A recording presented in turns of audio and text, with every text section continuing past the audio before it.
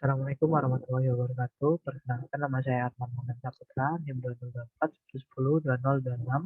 Saya dari kelas Data Mining B. Di sini saya ingin menjelaskan modul Data Mining 4, yaitu Classification Tree. Di sini kita disuruh untuk eh, kita diberi soal untuk mengulangi tahapan klasifikasi menggunakan dataset wine, Bima Indian diabetes, breast cancer, dan breast cancer. Hitunglah akurasinya berdasar confusion matrix dengan persentase data testing 20%, 30%, dan 40%. Nah, langsung saja kita ke unsur korek.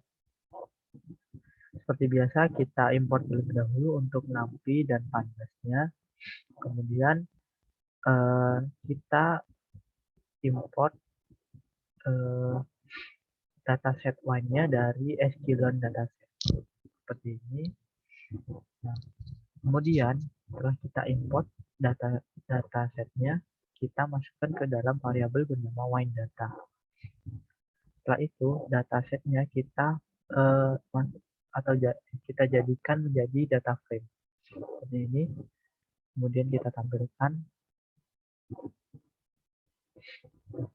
maka akan tampil dataset seperti ini dengan dataset yang memiliki 13 kolom dan juga 178 baris. Setelah itu, setelah kita tampilkan data frame-nya, kita bagi datasetnya untuk menentukan atribut dan juga klasifikasinya. Kita di sini menggunakan function dari sklearn-nya, yaitu features name. Nah, features name ini untuk menentukan atribut yang dimiliki pada datasetnya. Untuk target name-nya ini adalah kelasnya. Ini kita tampilkan lagi.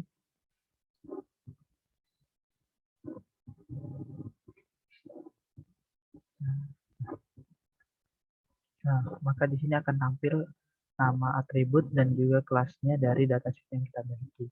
Di sini kita memiliki atribut seperti alkohol, malic acid, hash, dan lain-lain, dan juga kelasnya yaitu dapat 3 kelas, yaitu kelas 0, kelas 1, dan kelas 2. Oke. Setelah kita tentukan nama atribut dan kelasnya, kemudian sebelumnya jika kita ingin mengetahui ukuran dari dataset yang kita miliki, kita dapat menggunakan perintah dataset yang dimiliki sklearn dataset.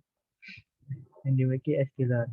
Di sini ada dataset tip untuk mengetahui berapa baris dan berapa kolom dataset yang kita miliki. Setelah itu, setelah kita menentukan atribut dan kelasnya, sekarang kita tentukan untuk X dan Y-nya dari data-data yang ada pada dataset tersebut. Untuk X-nya ini sebagai inputan dan Y-nya adalah outputnya. Oke, di sini input berupa data yang diambil pada setiap atributnya. Sedangkan Y ini untuk mengetahui klasifikasi pada setiap datanya.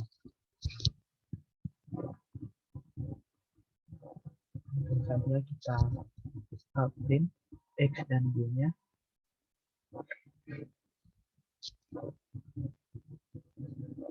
Oke, maka akan tampil seperti ini. Nah, di sini ini adalah data-data yang diambil berdasarkan atributnya, dan ini adalah kelas-kelas yang dimiliki oleh data-data yang ada pada dataset. Setelah kita tentukan X dan Y-nya, kemudian kita split atau kita rubah datanya menjadi data train dan data test.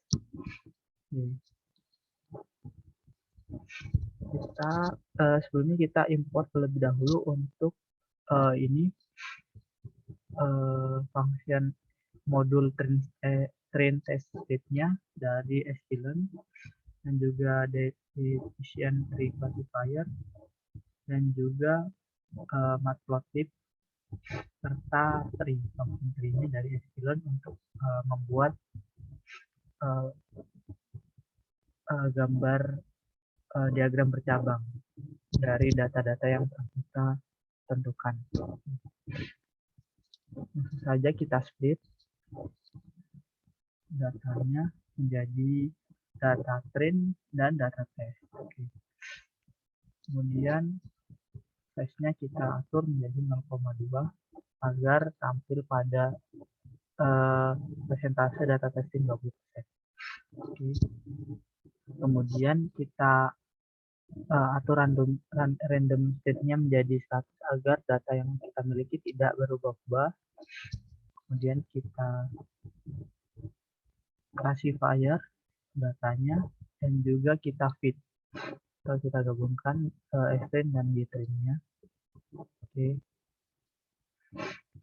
Dan kita tampilkan diagramnya dari data yang telah kita split tadi. Kita run saja. Nah, maka datanya akan muncul seperti ini. Oke, dan ini adalah diagram yang kita buat dengan tree plot tree. Oke. Maka tampilan akan tampil seperti ini.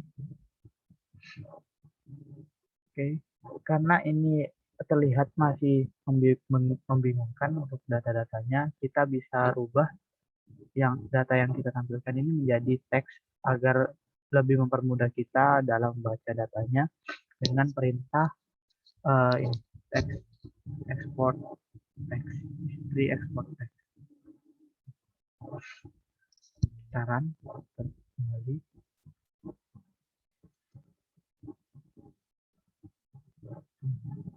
Maka data-datanya akan menjadi seperti ini dan lebih mudah untuk dibaca. Oke. Setelah itu, setelah kita split datanya menjadi data train dan data test, kemudian kita prediksi data-datanya menggunakan persentase data testing 20%.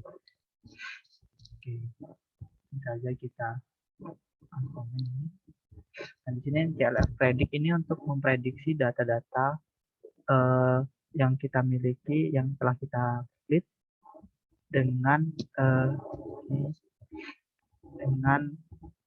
presentase data testingnya 20%, dan juga untuk akurasi skornya ini untuk menghitung seberapa akuratnya prediksi kita, dan juga ini confusion matrix ini berfungsi untuk menampilkan data-data yang tidak murni dari dataset kita. Oke.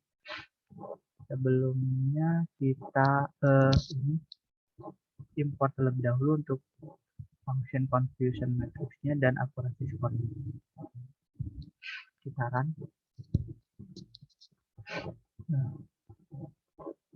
Nah, maka di sini akan tampil presentase data testing yang kita gunakan adalah 20%, dan akurasinya di sini menghasilkan 77,7%, dan juga confusion matrix-nya di sini tidak terdapat data yang tidak murni.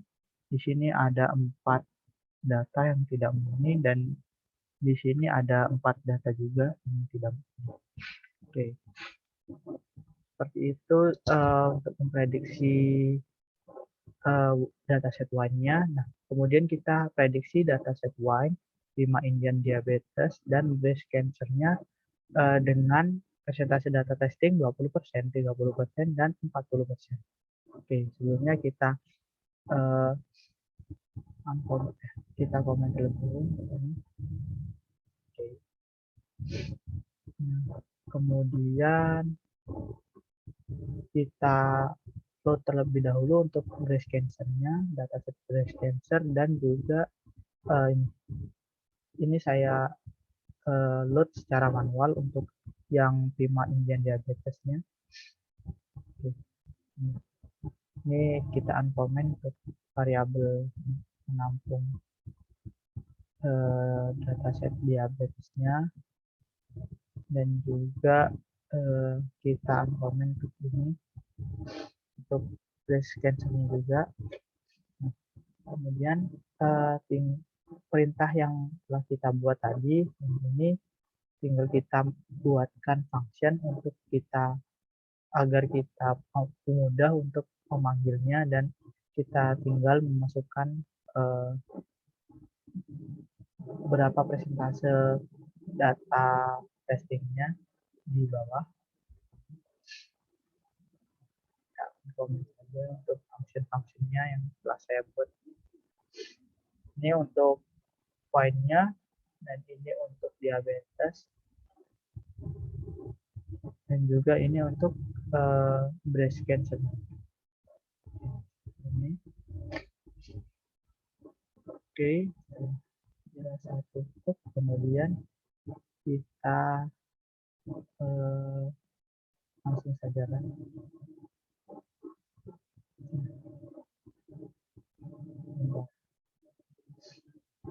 Terus ada yang di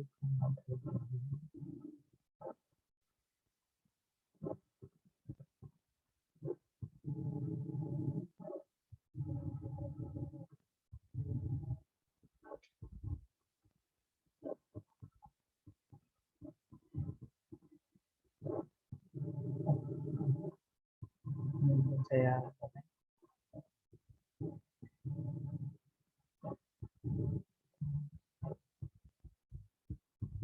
Nah, maka di sini akan tampil masing-masing prediksi dari wine dan diabetes serta breast cancer. Nah, pada prediksi di wine yang menggunakan persentase data testing 20%, kita mendapatkan akurasi dengan angka 77,7%. Sedangkan untuk confusion matrixnya di sini ada 0 data tidak murni, di sini ada 4 data tidak murni, dan juga di sini ada 4 data tidak murni.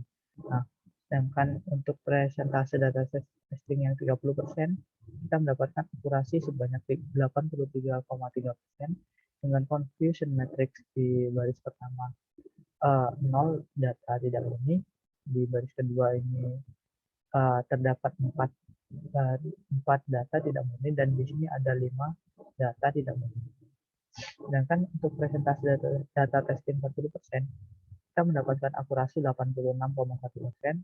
Sedangkan untuk confusion matrixnya di baris pertama tidak ada data tidak murni, di baris kedua ada 5 data tidak murni, dan di sini di baris ketiga terdapat 5 data tidak murni. Oke. Untuk yang diabetes dengan presentasi data testing 20%, kita mendapatkan angka akurasi 70,7%, dan dengan confusion matrixnya ada 18 data tidak murni dan 27 data tidak murni. Sedangkan untuk presentasi data testing 30%, kita mendapatkan angka akurasi 68,3% dengan confusion matrixnya memiliki 35 data tidak murni, dan pada baris kedua 38 data tidak murni. Sedangkan persentase data testing 40%, kita mendapatkan data akurasi, angka akurasi 72,6% dengan confusion matrix 47 data tidak murni dan 39 data tidak murni. Oke. Kemudian pada breast cancer-nya, pada persentase data testing 20%, kita mendapatkan akurasi 94,7% dengan confusion matrix pada baris pertama 4 data tidak murni, dan pada baris kedua 2 data tidak murni. Oke. Pada persentase data testing 30%, kita mendapatkan akurasi 95,3% dengan confusion matrix 5 data tidak murni pada baris pertama dan 3 data tidak murni pada baris kedua. Sedangkan untuk persentase data testing 40%, kita mendapatkan akurasi sebanyak 92,1% dengan confusion matrixnya 10 data tidak murni pada baris pertama dan 8 data tidak murni pada baris kedua. Oke. Mungkin seperti itu penjelasan atas modul 4 classification tree dari saya. Kurang dan lebihnya saya minta maaf. Wassalamualaikum warahmatullahi wabarakatuh.